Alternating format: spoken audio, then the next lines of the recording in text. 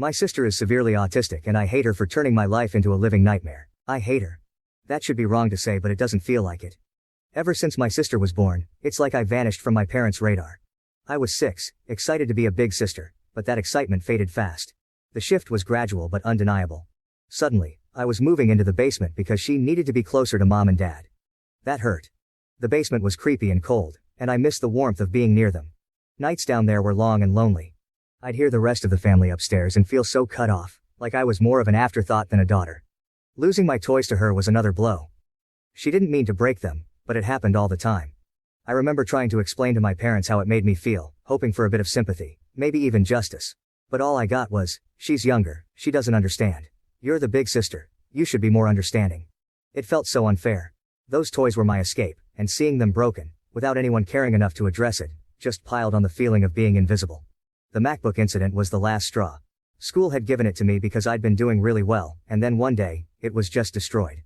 My school was mad at me for being careless, and my parents. They just added to the blame. No one stopped to consider it wasn't actually my fault.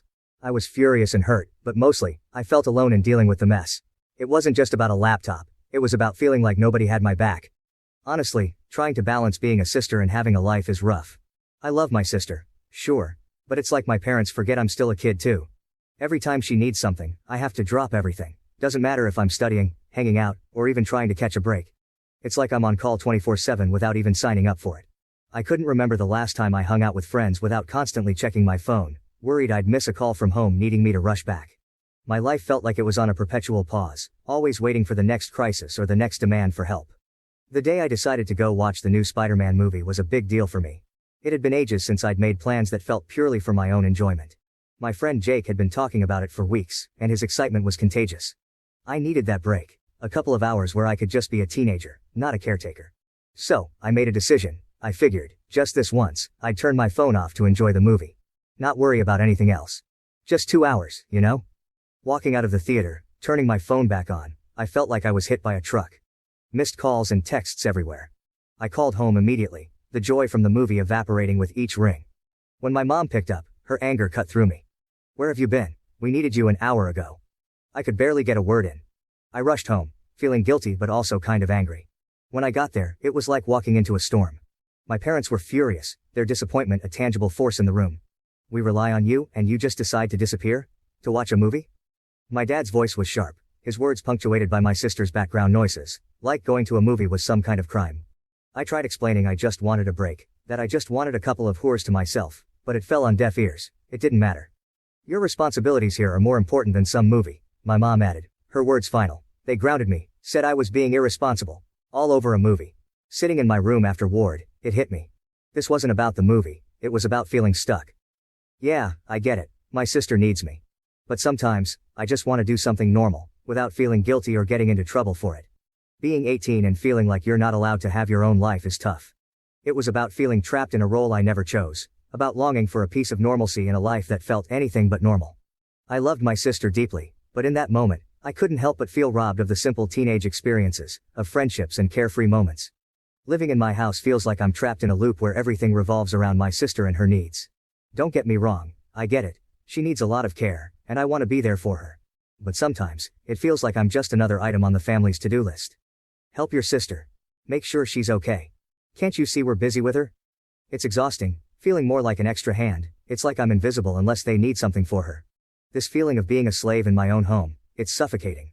I carry this weight around, a burden that's made me question my own worth. Around the house than an actual member of the family. Then there was this one week that felt like it could be different. I had been chosen to give a speech at a school event. Something about that recognition, it lit a spark in me. I worked hard on that speech, pouring my thoughts and feelings into every word. When my parents said they'd be there to watch me, for the first time in a long time, I felt valued. Finally, something about me. I worked on my speech every night, imagining looking into the crowd and seeing my parents there, maybe even catching them smiling proudly. The excitement was like a beacon, a rare light in the usual dimness of my daily life. Like, maybe this time things would be different. But they weren't. They missed it because of something with my sister. Once again they blamed it on my sister. Standing there, about to start my speech, and not seeing them crushed me. I pushed through, voice shaky and hands trembling. I cried, not just for the speech, but for all the times I felt sidelined. Yeah, I made it through, and people clapped, but it felt empty. The whole walk home, I couldn't stop the tears. It's not like I wanted to make a big deal about them missing the speech, but it just hit hard. It felt like a reminder that no matter what happens with me, it'll always be secondary. And walking home, all I could think was how this pattern seems like it's never going to end. Talking about colleges with my dad was something I'd been looking forward to. It started off pretty normal. I was actually excited, you know? For once, it felt like we were focusing on my future, on something that was about me. I was getting into the idea, thinking maybe college was my chance to get out and do my own thing, away from all the chaos at home. We were looking at some brochures, talking majors and campuses. It was the closest to dreaming I'd gotten in a long time. Then my dad made that joke. Something about picking a high-paying major so I'd be set to take care of my sister when they're gone. He laughed, thinking it was just a lighthearted comment, I guess. But it hit me hard. All my bottled-up feelings just exploded. I lost it. I couldn't hold it in anymore. I started crying, then yelling, telling him how unfair it was that my entire life was expected to revolve around being my sister's caretaker. It was all coming out, every bit of resentment, every moment of feeling overlooked and undervalued, trying to make him see how much I've had to give up, how everything always circles back to what my sister needs. But they didn't get it. My parents just stood there, staring at me like I was speaking another language, watching me lose it. No comfort, no apologies, nothing. Their faces were so cold, so detached. It was like they couldn't understand why I was so upset over a joke. That's when I realized they weren't going to hear me out. I ran to my room, slammed the door, and I've been here ever since. And here's the thing. I've been in there for hours, and they haven't even bothered to check on me. Not a knock, not a word. Nothing. It's like my outburst didn't matter to them. It's so lonely sitting here, knowing that even this, me being this upset, isn't enough to get them to see how much I'm hurting. It's like I'm trapped in this role they've set for me, and my feelings about it don't matter at all. Am I wrong for wanting more than this? For wanting to be seen as more than just a future caretaker for my sister? It just feels like no matter what I do, it's like my life doesn't matter. I am nothing to them. Nothing more than just an insurance for my sister after they are gone.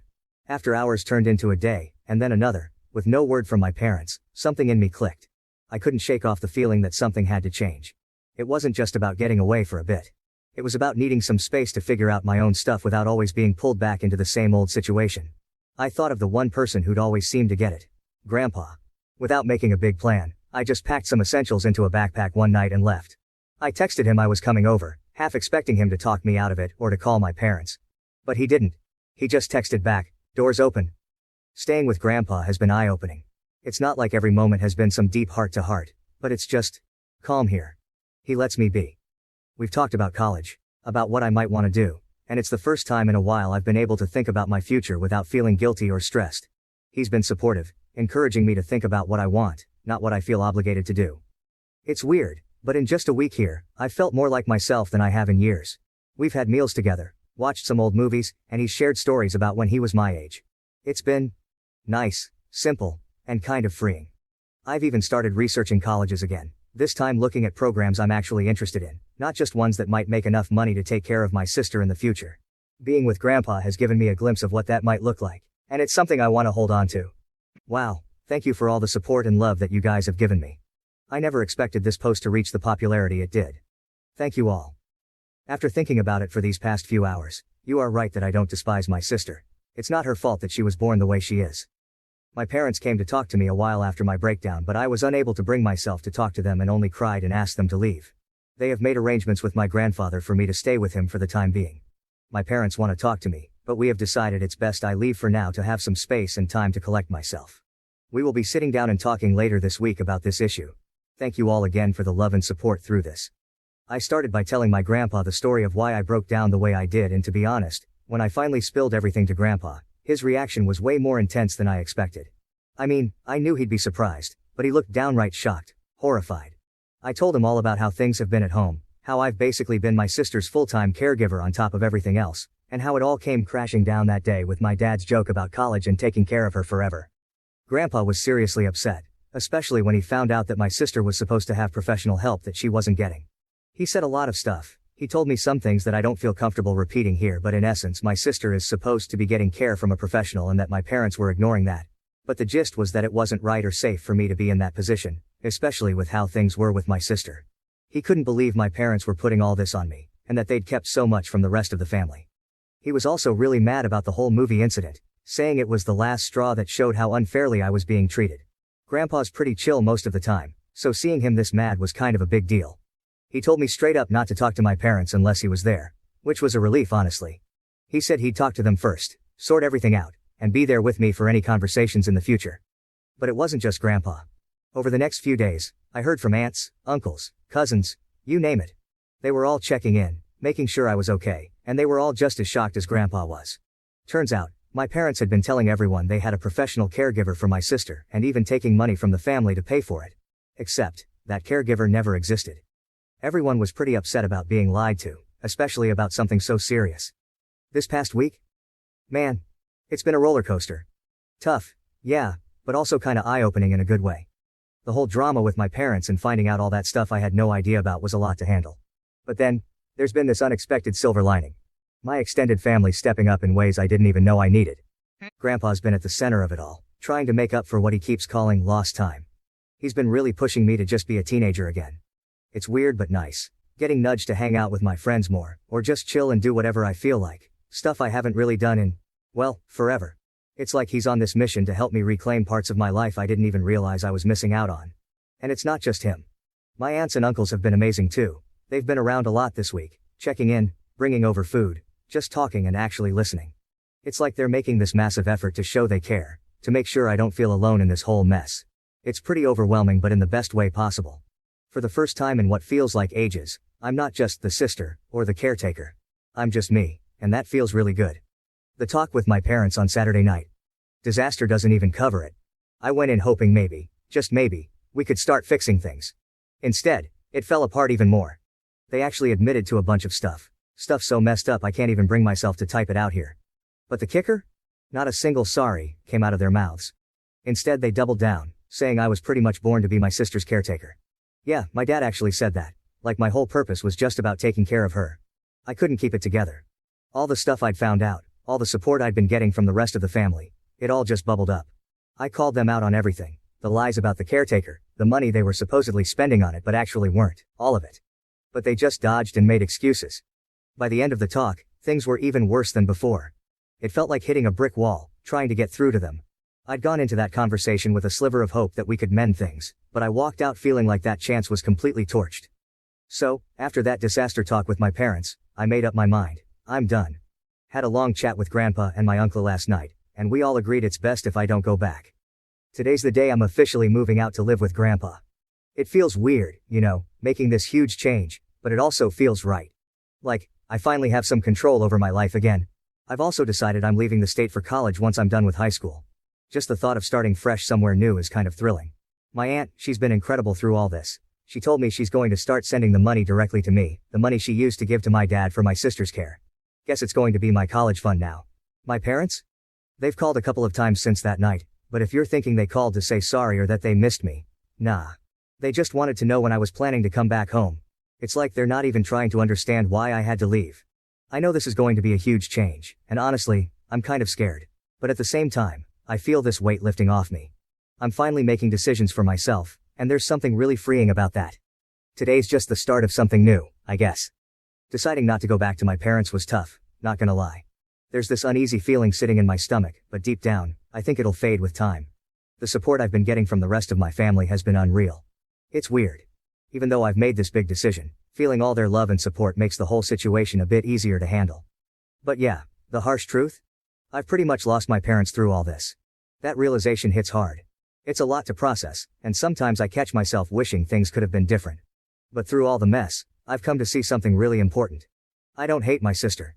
That anger I thought I felt towards her was misplaced. She's not the one to blame for how our parents chose to handle things. I love her, more than I can say, and hating her for something she had no control over was wrong on so many levels.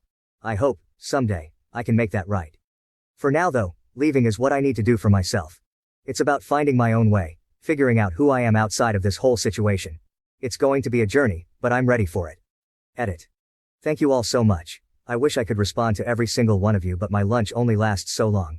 I'll update tonight how the move out went, but until then, thank you all. I want to say that your support has been amazing and your kindness means more to me than anyone could ever imagine. Moving out was surreal. Grandpa and my uncle were with me every step of the way, helping me pack up my life into boxes and bags. Everything that meant something to me, we took. Make sure to grab all the important stuff like my birth certificate and social security card. It felt weirdly official, like I was collecting pieces of my old life to start a new one. My parents? They were pretty much silent the whole time. Dad took off with my sister not long after I got there, leaving just my mom to watch us pack. She didn't say much, just hovered in the background. It was awkward, tense even. But then, as we were about to leave, she finally broke down. She said she loved me, that she'd miss me. After days of silence, those words hit differently. I hugged her, said goodbye. It was one of the hardest things I've ever done. Sitting in my new room at Grandpa's house, I keep replaying that moment. Did she mean what she said? After everything, it's hard to know for sure. But I want to believe she did. Right now, all I can do is focus on what's ahead. Maybe, with time, my parents and I can find a way back to each other.